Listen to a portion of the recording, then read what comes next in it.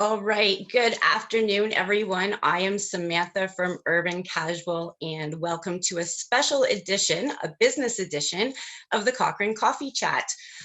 We were thinking that since businesses are reopening today in phase one of the plan to get everybody open again in Alberta, we thought that some businesses in Cochrane and area might be having some questions about how they're going to keep their team inspired during this time of back to work and back to reopening.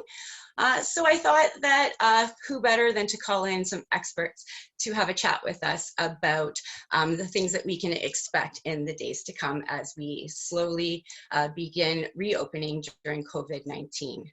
So today's special guest is Robynn Stirrett of Pivotal Coaching and Consulting. She is a local Cochraneite who is a speaker, she's a coach, she's a synergista, if we will call her by her own word there. And she is a person who is really driven to support dreamers, innovators, and trailblazers and rebels. So she is going to come in to this conversation here, if I can get her in, and just give her a moment, everyone, to get set up. And we'll begin a conversation with her about, great, we're open, now what? Welcome, everybody. Welcome, Robynn, to the show. It's just going to take a moment to get her in here. Hi, Robynn. How are you? Here I am. I'm great. How are you? Perfect. Perfect. I think everything is working here. So I think also on my side. Look at us go. Now, I will just preface before we start, if anybody in the audience has any questions for Robynn at all, feel free to, this should be playing over on the Pivotal Coaching Facebook page as well. But if you're watching over there, you can drop a comment into the post over there, or you can do it on the Urban Casual page as well. And I'll try to pay attention, my very, very best, to the questions coming through. But if we do miss your question for any reason at all, we will go back after the video and we will answer your questions in live time. All right. So welcome to the show. How's your area of Cochrane today? Good. Although it's freezing. It's the coffee chat, right? So I do have my warm drink, and I just had to turn on a heater for my feet because it is cold in my house. But otherwise, life is good. How about you? Same. I wish it was a great weekend at least. Yes, it was. It was beautiful. Perfect. So is it called phase one yet, or are we kind of like in the pre-phase of launching businesses? Pre-phase, and I think phase one officially starts on May 14th, if I understand correctly. Perfect. So what kind of businesses are opening in the very first, the pre-launch, I guess? Yeah, so right now, I know a lot of allied health professionals are good to go. So there's lots of chiropractic clinics. My husband has a sleep company that they are allowed to open. But what's really interesting is that, a lot of the colleges aren't quite done their policies and procedures yet. So that's, become a source of anxiety for some organizations and businesses that are starting to open. And then in phase one, I haven't got it in front of me, but just everybody will continue to open, but it's very clear that open is still with restrictions. And even as you look at phase two and phase three, they're open, but still with restrictions. And nobody really knows how the restrictions will shift and change and evolve as we get through phase 1, 2, and 3. So it's a really interesting time. Now, what kind of data are they looking for? Are we kind of going to go 2 weeks and then wait and hold our breath a little bit? How much time are they going to give each phase? You said the first official phase is the 14th, so that's only 10 days from now. Yeah, so phase one officially launches on the 14th. So that gives some organizations who aren't necessarily eligible in the pre-launch time to get their ducks in a row and make sure that they can operate safely for themselves and for their patients and clients and customers. In terms of how long it's going to ask, your guess is as good as mine. I'm just going off the information on the Alberta website. And it sort of says phase one will last until we know that cases aren't increasing astronomically and that we can still meet the demand. from the healthcare system. So, I don't see phase 2 happening. This is my own opinion, but I don't think it's like a 2-week thing. I think it's going to be maybe 4 to 6 weeks. But that's like, again, I'm pulling numbers out of nowhere. But I feel like in order for Dr. Hinshaw and all of her team to get the data they would need to make sure that we're ready for phase 2 and to make sure that people are adhering to the restrictions that are still in place in phase 1, that's not happening overnight. Right. And like you said, they're starting with businesses that maybe innately already are in healthcare. So they have protocol kind of on board already of what they're going to do. So they are a little easier to open than some other locations, which are like, how many people can I actually fit in here? 6 feet away from each other. And so that's kind of what we're looking at. The stuff that's kind of got these healthcare protocols in place already. I know with my chiropractor, they received word Friday, and kind of by Sunday it was sorted out from the Alberta Chiropractic Association. So they were much faster. So what kind of businesses are anticipating opening on the 14th I'm sorry, I didn't look it up to see what the actual differences were, but what ones will we add in on the 14th? Yeah, I don't have it right in front of me, but I know that hairstylists are opening. Saving grace. That one stuck with me because, yeah, I'm really excited. I had to cancel an appointment right before everything happened, so I'm like, oh my gosh. And then I believe, I don't even know if I should say anything, but I believe some retail with restrictions, it's those restaurants, I believe, are able to open at 50% capacity. Like they're sort of going back to that first restriction before they went all the way to like non-essential services, like forget it. So those are the types of things that that will be lifting as of May 14th. Perfect. So what are some things that you're hearing from leaders and business owners who are kind of like I said, great, we're open, awesome, this is awesome. And then they're like, now what? So where do we go from here? And if you're a business owner, definitely, like we said, some healthcare, their association is dealing with their protocol. So if you're a small business owner, say like a candy store or something that is just a mom and pop shop, how are you going to navigate the waters in these next few weeks?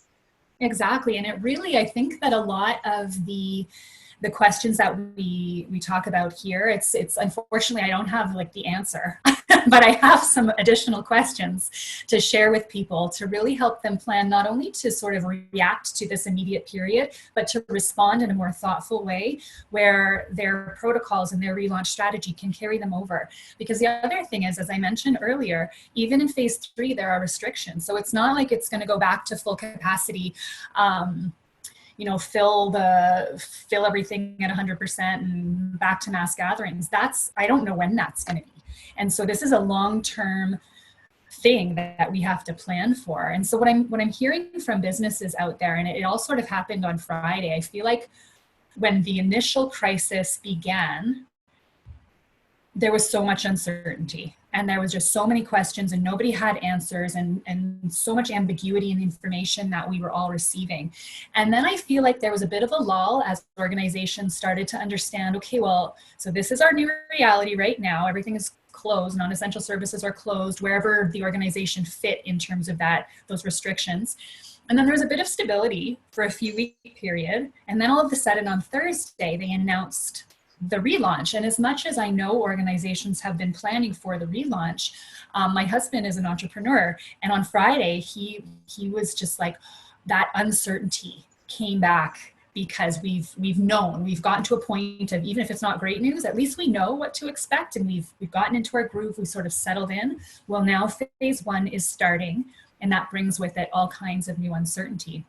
So again, with the allied health, some of the questions he's had to think about is, he could have opened today, but the short term opening the doors today was not necessarily the best response for him, because he had to think about how can we make sure our staff is protected. And because they sell CPAP, they actually need to procure the full on like hazmat, like nth degree. So they've been working on that for a while, but they don't have it yet. So that's the first thing. They can't open, they don't have that. How do they keep their patients safe? How is that going to impact their workflow?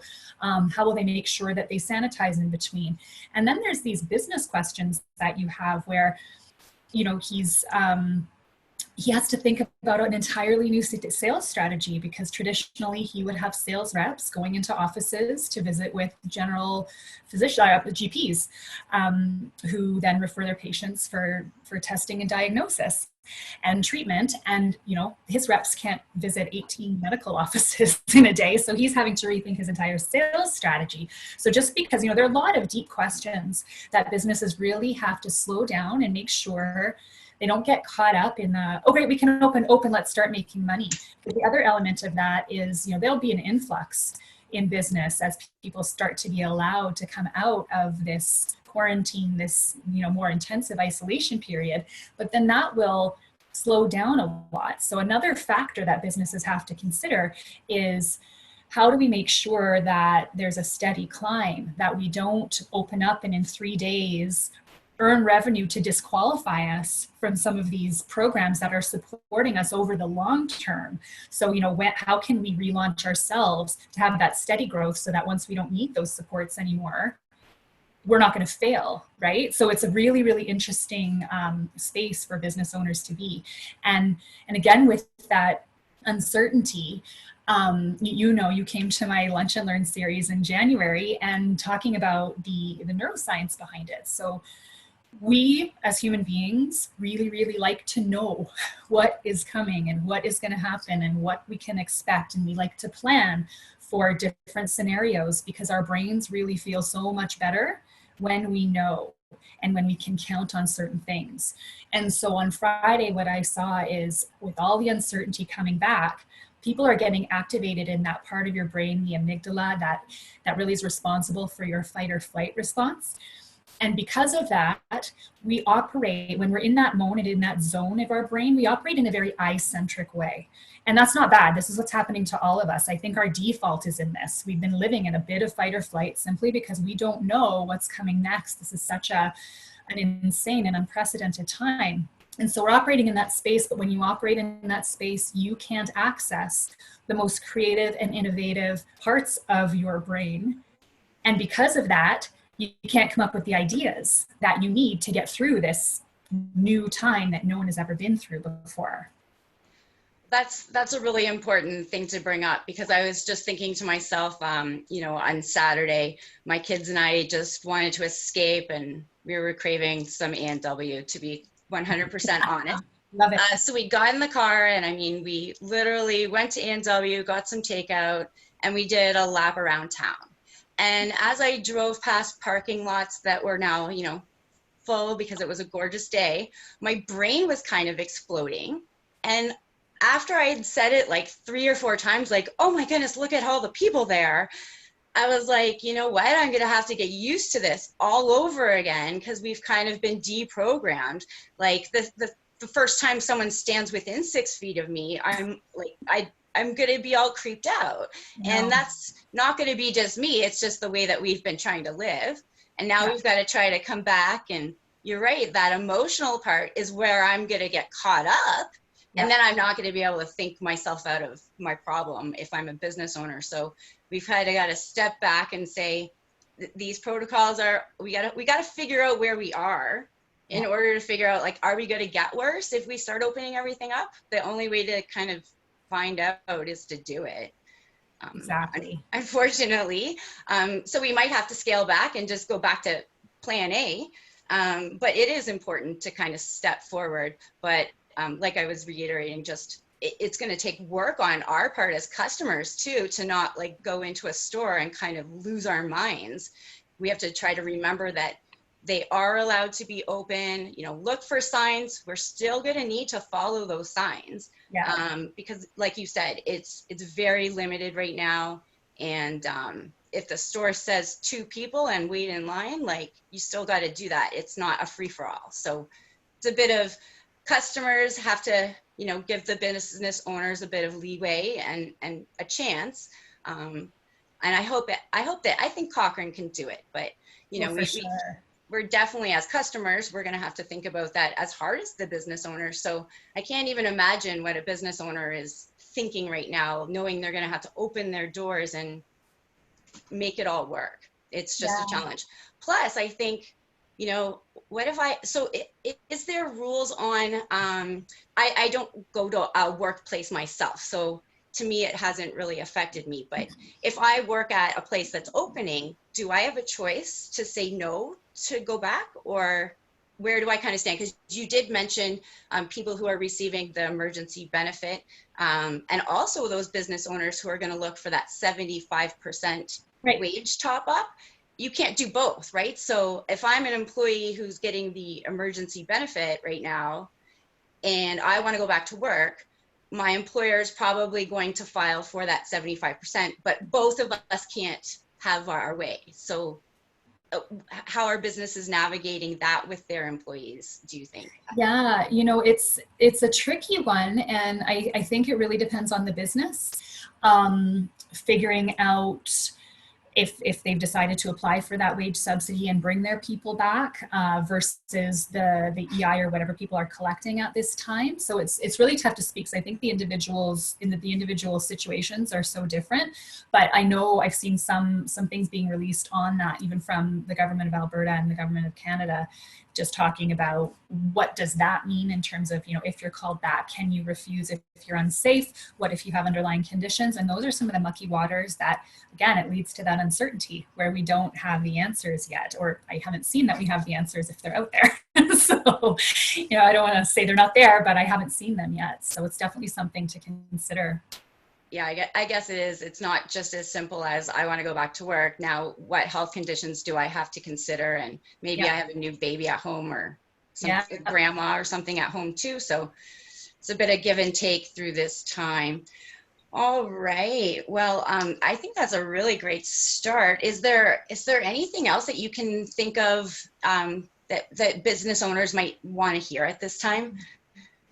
Yeah, so I guess the big thing is I liken this back to planning, and you know, this whole, you know, I reached out, we talked on Friday about getting this session out there as sort of a just-in-time situation, and a lot of that for me was born of watching the people close to me that are in these situations trying to figure it out. And so what I'd like to offer to people is a way to think about how you're going to go forward in your strategy. And again, that way it's not necessarily a check, it's not necessarily, it's not a checkbox of do this, this, and this, but it's questions that you can think of to, again, respond instead of react. And to make sure that whatever you come up with, you're accessing those most creative parts of you. So step one for me that I would encourage all businesses to do, and I think that, you know, we talked about it and danced around it, but you said yourself about noticing when you're in that fight or flight, when you're feeling like, oh my gosh, I'm going into a store and there's too many people, and just noticing in ourselves when we're having that stress response. Because when we're having the stress response, we're not accessing the most creative and innovative thinking parts of our brain that we are going to need to get out of this successfully. So step one for business owners, as you're planning your relaunch strategy, deciding or figuring out where that's coming from. And so a lot of businesses that I've heard from, a lot of the vibe that I feel out there in my network is, you know, how am I going to get through this? And how is my organization going to get through this? And that's that I-centric space where we're worried about ourselves and we're programmed that way. This isn't anything anyone is consciously doing, and it's not a bad thing either. It's just like, it's survival, right? It's our survival instinct. But if you can, again, take a breath and notice and shift. So shifting to being in service. So instead of asking, how am I getting through this? Asking, what do our stakeholders need from us? And just in doing that, I don't know if you feel the difference. Like I live in this space, so I feel the difference, but I can feel the shift in myself when I think about what am I going to do versus what do other people need from me? Well, I definitely feel that because, you know, 4 or 5 weeks ago, my little events video that I did every week suddenly had nothing to talk about. So, I mean, out of necessity, yeah, I was like, oh my goodness, there's no events. So what now? So I reached out to some people in my network, and it's actually turned into a really great thing because it's way more fun to talk to other people than talk to myself. To be completely honest. But, you know, it's kind of, the dynamic has changed because all the events will come back one day. But in the meantime, maybe we can get to know our community a little bit more. So I've kind of taken this time in my business to find out, what do I want to know about Cochrane and what's going on that maybe, you know, I never get to know about. So that's why I've been reaching out to different individuals like yourself. And this was great timing to have you on because, well, you're the person to talk to about all this stuff. Now, you do have a book, because when I went to your Lunch and Learn in January, it was based off of the Better Human Being or Better Human Leader. Yeah, that's right. Yeah. So that book, where can people get that if they were interested in looking it up? Yeah, you know what, if you're local, if you're in Cochrane or Calgary, I have some that I'm happy to deliver and sign for you. So you can just email me, and my email we can post maybe in the link or something, but it's robyn.stirrett@pivotalcoaching.ca. Or I mean, if you're on Facebook, you can find me on my Pivotal Coaching Facebook page and message me that way too. That's probably a little less cumbersome than trying to spell all my difficult spelling names, but I'll definitely make sure to drop all the links and make sure everybody knows where to find you. And you told me at the beginning, I think, but this Wednesday is International Coaching Day or something, Day of Small Business, or it's International Coaching Day, International Coaching Week actually, but on Wednesday, all the International Coach Federation members and credential holders have been invited to participate in an initiative to provide complimentary coaching. And so in terms of this particular time, I think the timing is great. I just wanted to share with our community that the coaching that I do on that day will be complimentary, and people can book me through my calendar link, which also we can include, just book a slot and we can have a chat. If there's anything that we touched upon during this call, you know, we talked about, you know, asking the right questions in terms of, you know, how do we move forward, as well as making sure the right people are at the table for those questions, like in terms of building your own relaunch team and really aligning them around purpose. So if there's anything that has sparked some interest or some additional questions for anybody watching, feel free to reach out again through the Facebook page, through my email, or if we get that calendar booking link, you can just book some time with me and we can sit down and unpack that specific to your context. Perfect. So if there's any Cochrane business owner out there whose head is kind of like just exploding right now, they can reach out to you and you can talk them down off that ledge. Absolutely. I can help them get themselves off the ledge. Yeah, for sure. Perfect. Well, it was great having you to chat. I'm so happy that we were able to connect today. Hopefully we'll be able to do coffee one day in the future for real. I know, so fun. We're so close. We're so close. So let's hope that the business thing, the launching goes good, and that we can kind of keep this in check so that we can get on with summer, because that's kind of what I'm afraid of right now. I guess a little part of me is sitting here wondering, like, if we waited 2 more weeks, would that be better? But like I said, I think now we're at the point where it's like, we have to do something, and how much longer can all of us hold on, really? Right? Yeah, do something and gather the data, right? I mean, I think we've trusted Dr. Hinshaw and the government health people thus far. And so we'll just have to trust that now, even though it might be a little uncomfortable. And then as the data starts coming in, we'll have a better idea of whether we need to dial back or whether it's okay. So just hanging tight in the ambiguity, it's hard, just noticing it and trying to, again, reframe to be in service of others, because that'll unlock those innovative and creative parts of your brain when you have conversations with your team about how to get forward, how to get through, and plan for the future ahead, an unknown future. All right. And I will just mention to the people of Cochrane, in this early pre-launch phase of businesses, you know, we are still expected to stay home if we don't really need to be out. So while you can maybe go see the chiropractor now that you've been waiting weeks to get back to because your back really hurts. I'm one of those. You know, like those things can start happening again. But if you really don't need to be interacting with other family, like you don't need to be doing that at this point. We're kind of just trying to get on the business front, get things opening and running again, but you are still expected to maintain your distance and do all those things that we've kind of been doing. It's still going on. So we're not out of the woods just yet. Don't everybody just give up and go back to the way it was. Yeah, don't do that. Don't do that. Yeah. Follow the guidelines and restrictions that are still in place so that we can all get out of this fast as possible. Exactly, because there's only so much summer in Alberta. And if we miss that, like, oh my goodness. I know, sad. Awesome. Well, thank you for joining us today. And if anybody in Cochrane has any questions at all for Robynn, you can comment on the video and I'll make sure that she gets those questions and gets back to you. All right. Bye, Cochrane. We'll awesome. see you. See you. Bye.